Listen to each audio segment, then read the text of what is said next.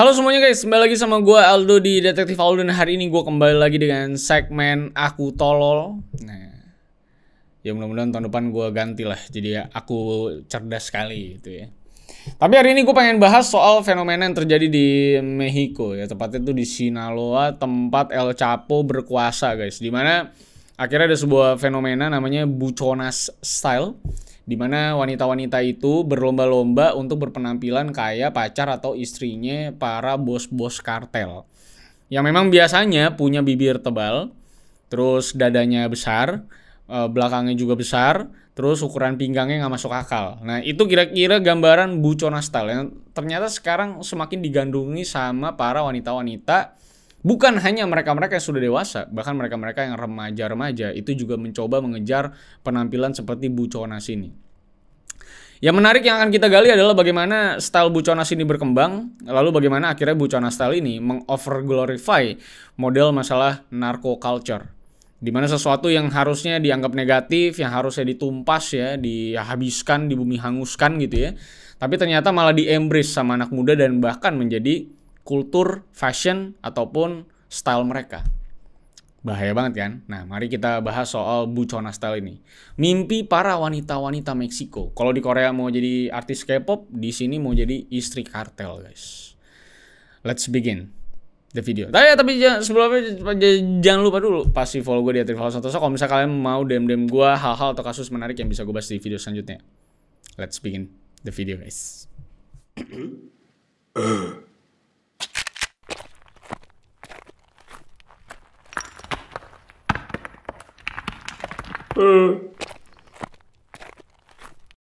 I lost myself.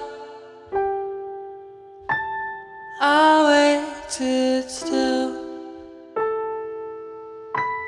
for a glimmer to arrive. I know. Oke, kita ngomongin masalah Buchona Style. Jadi Buchonas ini adalah sebuah kata yang lagi populer banget lah di Meksiko sekarang.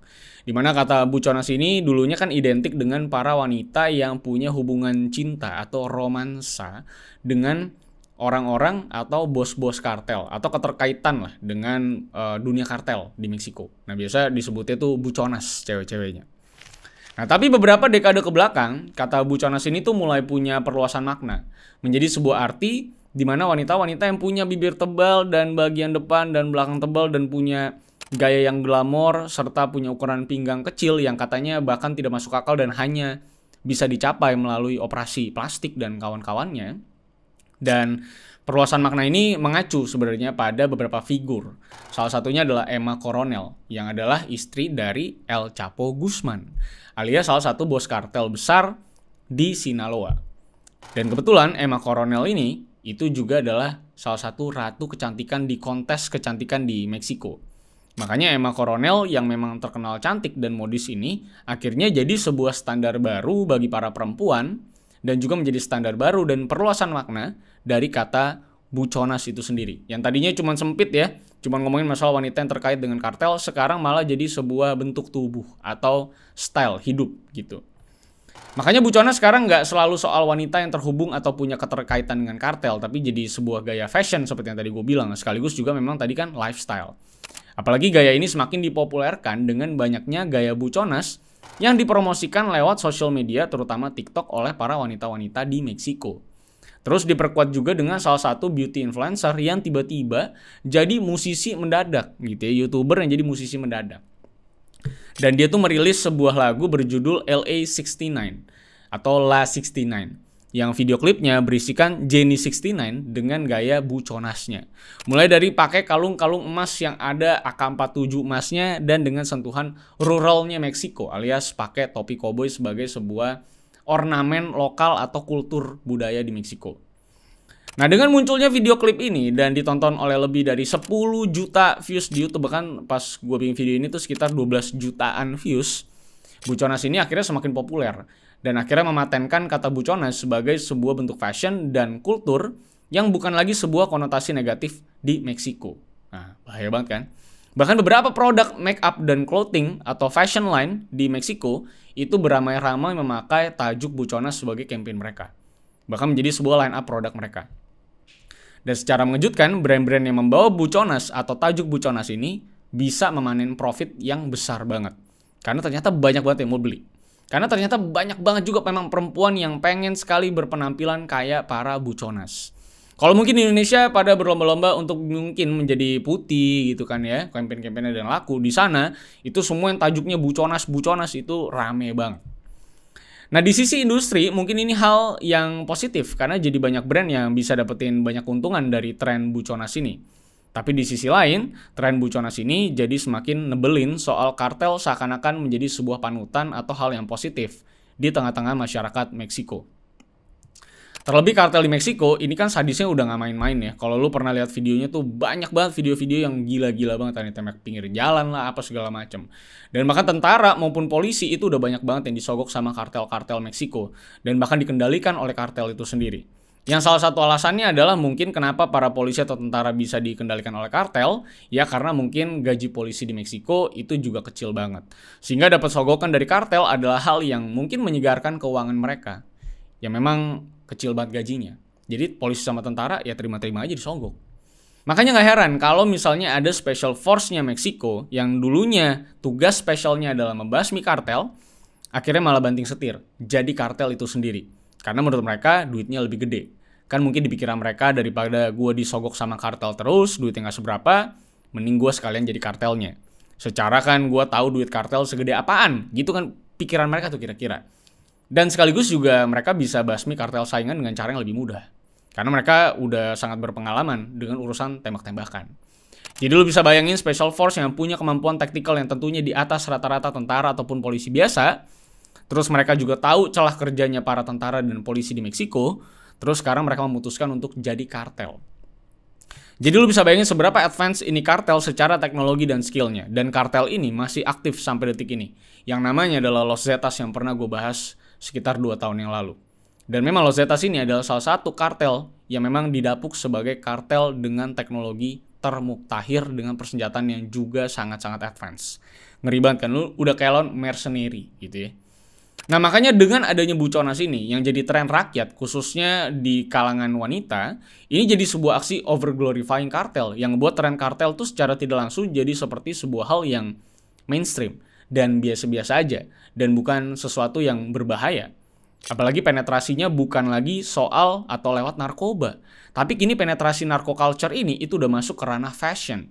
Jadi lu bisa bayangin sengeri apa tren Buconas ini kalau nantinya semakin mainstream dan orang jadi nganggap kartel itu sebagai sebuah pop culture dan bukan lagi sebuah hal yang negatif dan merugikan negara maupun masyarakat, khususnya para korbannya. Dan proses mainstream ini juga bukan angan-angan belaka. Karena kondisinya sekarang, semua perempuan rata-rata pada pengen punya style Buconas itu sendiri. Bahkan salah satu anggota kartel wanita bernama Ochoa Felix itu berhasil jadi artis Instagram. Dimana banyak adegan kekerasan yang dilakuin atau megang senjata, tapi tetap dengan outfit yang stylish abis. Bahkan istrinya El Chapo itu juga punya centang biru di Instagramnya. Yang memang akhirnya mempromosikan Buconas sebagai hal yang keren. Yang tentunya jadi pertanyaan juga. Kenapa seorang istri dari bandar kartel besar yang udah ditangkap itu bisa kena verified dari Instagram? Maksudnya apaan coba kan harus di-verified? Apa supaya orang bisa tahu kudu beli narkoba di mana dan nggak takut ketipu apa gimana? Kenapa bisa istri kriminal itu bisa dapat verified? Nah kondisinya sekarang juga makin gila. Dimana kalau dulu mungkin anak-anak perempuan Meksiko pas 17 tahun minta barang apa kayak gitu ya buat hadiah mereka. Tapi sekarang justru mereka tuh mau dihadiahkan operasi liposuction. Jadi udah kayak orang-orang Korea yang mungkin pas ulang tahun tuh minta operasi plastik gitu ya. Cuma bedanya kalau orang Korea pengen jadi kayak artis K-pop gitu. Kalau di Meksiko itu mereka tuh pengen jadi kayak cewek-cewek kartel yang jadi idaman mereka. Yang memang punya bagian badan serba besar dari bibir sampai dada sampai ke bagian belakang. Nah ini juga jadi fenomena yang menggila banget, dimana semua perempuan tuh juga jadi berlomba-lomba berpenampilan kayak Bucona dengan harapan bukan hanya pengen cantik atau pengen kayak gitu doang, tapi juga dengan harapan bisa pacaran sama para anggota kartel. Karena menurut perempuan di sana, kartel itu pasti kaya, hidupnya mewah, rumahnya gede. Terus bisa pakai baju-baju yang branded, yang mahal dengan brand-brand besar yang terkenal. Seperti mungkin yang paling terkenal di Meksiko sana adalah mungkin Versace dan juga Louis Vuitton. Jadi kan ngeri banget ya kalau misalnya lu punya anak perempuan di Meksiko terus tuh anak jadi punya mimpi buat jadi kayak Buconas, terus mau pacaran sama cowok-cowok kartel sebagai cita-cita mereka. Nah ini kan merusak sekali anak muda gitu maksud gue kan. Belum lagi Buconas ini juga jadi sebuah gerakan juga bagi para perempuan-perempuan di sana untuk menunjukkan bahwa mereka sebagai wanita juga punya power yang sama dengan para laki-laki. Kesetaraan gender. Dan memang menunjukkan bahwa Buconas ini adalah wanita-wanita yang independen dan juga gagah. Dan mempromosikan kehidupan malam seperti perempuan tuh bisa minum-minum alkohol dan mabuk-mabukan. Bagi kultur di sana itu justru keren dan bukan sebuah hal yang negatif. Tapi justru adalah sebuah kebanggaan. Jadi lu bisa bayangin, cewek-cewek mabuk di klub biasanya kan sentimennya udah pasti negatif. Di sana adalah sebuah prestasi, lu bisa bayangin. Karena memang Buconas, cewek-cewek kartel biasanya memang identik dengan mabuk-mabukan. Jadi kelihatan punya power. Ngeri banget kan? Nah tapi dari seluruh elemen negatif yang mengerikan yang lagi terjadi di kalangan wanita di Meksiko, tepatnya mungkin sumbernya di Sinaloa, ada satu hal yang mungkin paling meresahkan dari semuanya. Yaitu banyak klinik-klinik kecantikan yang tidak terdaftar di pemerintah dan melakukan operasi-operasi ilegal terhadap para wanita yang ingin punya looks atau penampilan layaknya Buconas. Klinik abal-abal ini juga bukan hanya nggak berlisensi atau nggak punya izin, tapi praktisi dan dokter-dokternya juga nggak ada yang punya skill buat ngelakuin operasi-operasi kecantikan yang diinginkan. Di mana ada banyak sekali korbannya. Salah satunya ada perempuan yang udah buang $2.000 atau sekitar 35 jutaan.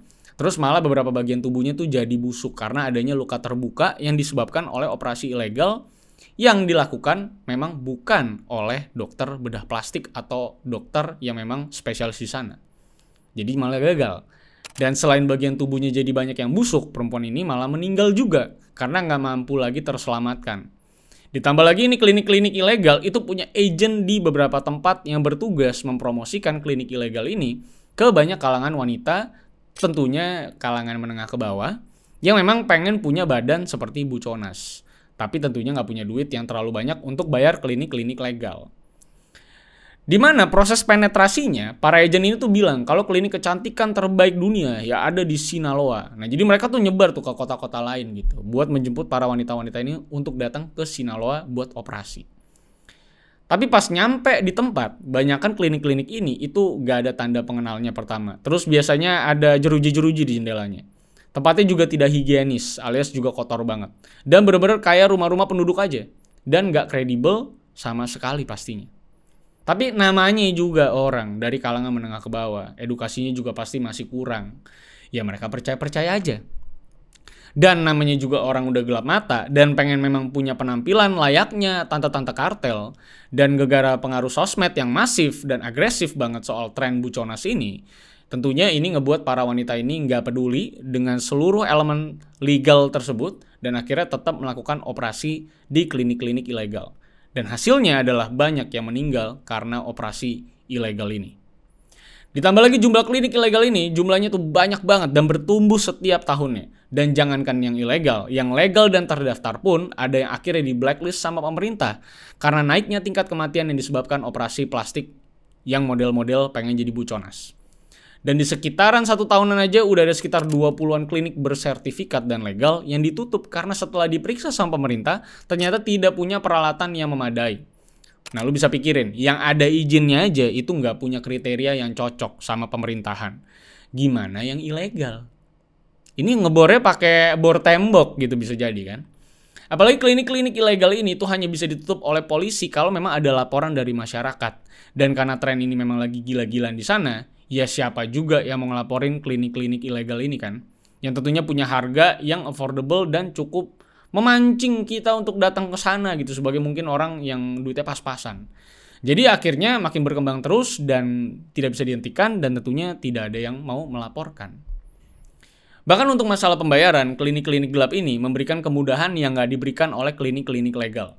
Di mana mereka tuh bakal bikin grup di mana isinya adalah para wanita-wanita yang pengen operasi dan jadi mirip para bos-bos kartel atau istrinya bos-bos kartel.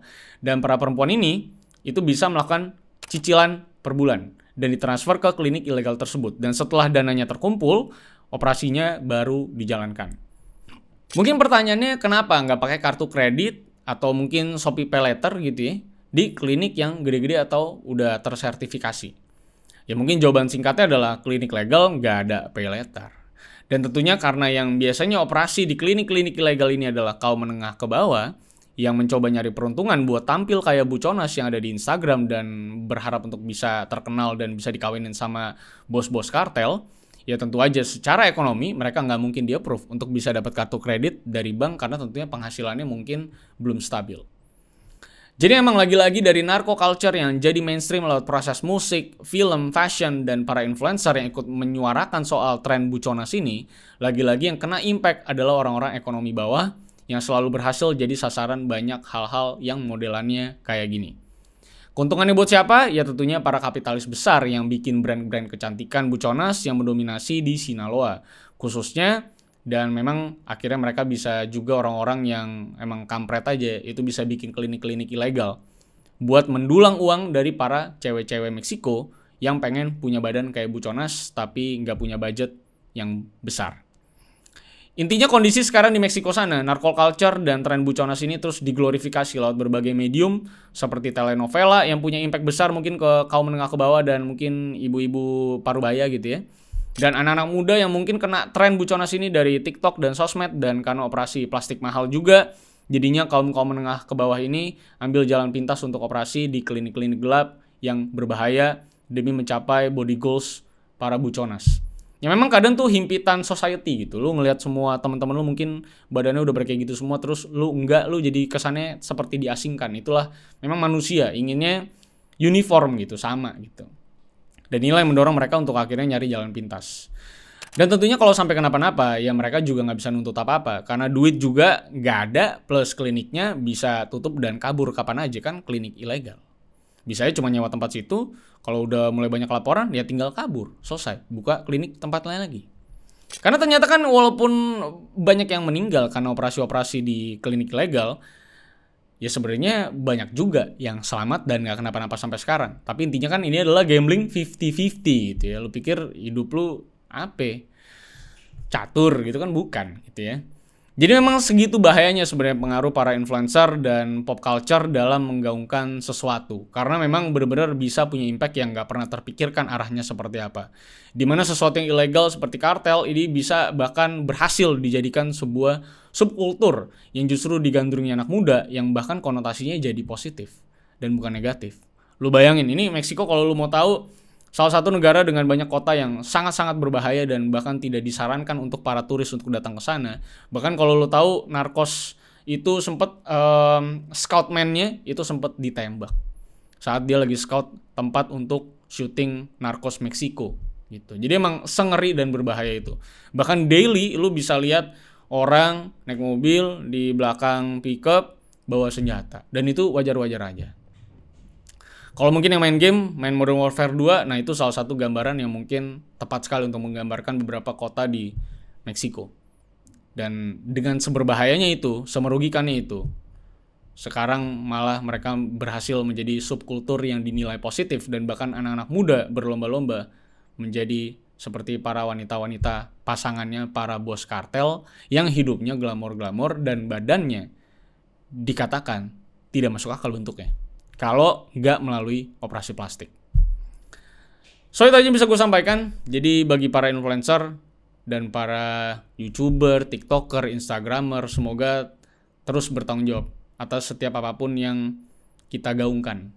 Karena kadang-kadang kita tidak pernah tahu impact-nya kemana. Nah biasanya yang paling kena tuh mayoritasnya adalah yang menengah ke bawah, alias yang ekonominya juga pas-pasan. Dan kalau misalnya ketipu atau kenapa-napa, memang mereka lah yang paling dirugikan karena biasanya tidak punya budget lagi untuk revive gitu, untuk berdiri lagi. Karena itu satu-satunya duit mereka gitu. Jadi gitu aja yang bisa gue sampaikan terkait dengan tren Buconas ini yang mulai meresahkan sebenarnya. Ya semoga nanti ada pergerakan, ada sebuah hal yang positif mungkin yang nanti bisa dijalankan untuk bisa meredam tren Buconas ini. Karena Buconas ini sebenarnya kayaknya sampai 5-10 tahun mendatang mungkin akan semakin besar gitu ya. Dengan banyaknya orang yang percaya diri banget dengan Buconas ini. Dan produk-produknya makin banyak, makin masif, influencernya juga makin masif dengan fashion Buconasnya. Nggak tahu cara stopnya kayak gimana. So sampai jumpa semuanya di video selanjutnya, dan semoga video kali ini bisa memberikan kalian sesuatu, pelajaran gitu ya. Kita sama-sama belajar, dan jangan lupa like, share, dan subscribe kalau misalnya kalian suka dengan video kali ini, dan silahkan follow gue di @rivaldo santosa. kalau misalkan mau DM gue hal yang menarik untuk bisa gue bahas di video selanjutnya. So, sampai jumpa, karena masih banyak hal-hal menarik di luar sana yang bisa kita bahas dan kita kupas untuk membuat kita lebih pintar. So, see you on the next video, guys. I lost myself. I waited still for a glimmer to arrive. I know it